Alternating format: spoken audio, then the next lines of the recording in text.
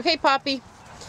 Here we are on beautiful Pine Hill Farm, home of Hector St. John de Crevecoeur, letters from an American farmer written in the middle of the 1700s, right during the Enlightenment period. And there's our favorite enlightened professor, Eddie Conklin. Yay! Woo! And look, he has his 5610, and he just came off the fields. And this reminds me of Ruth Bader Ginsburg. You know why? Because she got it right. Our Constitution can't be used everywhere in the world, because everywhere they want to practice those liberal, leftist, utopian, socialist schemes. You cannot practice them here for the simple reason they are unjust schemes. What do you have to say, Poppy? That's right. That's right. If we had to wait until the government did it, we would all be too. See, the rye is just getting high enough now so we can plow it down before it goes to seed, and it becomes green manure then. But if you have to have a government agency do it, by the time they get around to it, it's already up over the hood of the tractor.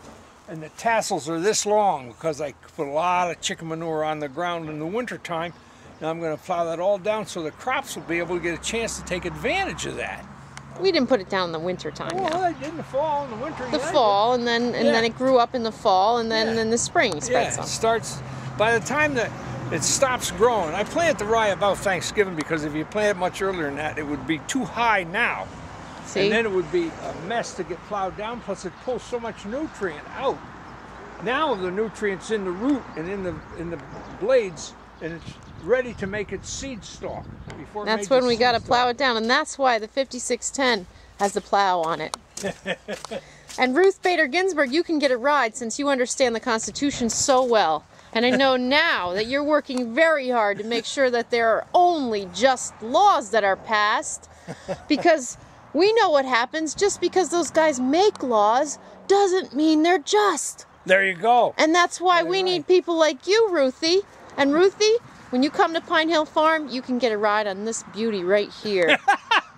We'll have the hood on it then. We'll have the hood on it. I didn't want to put the hood on quite yet because I wasn't sure whether this radiator was going to be able to cool it, because these Fords never had quite a big enough radiator.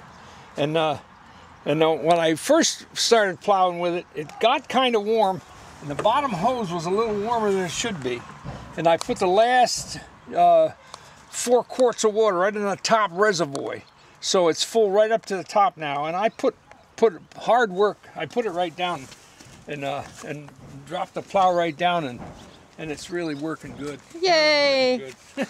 And that's a note from today. Remember to read letters from an American farmer if you want to also become an enlightened one with letters from an American farmer. This is YouTube from an American farmer on Pine Hill Farm, Orange County, New York.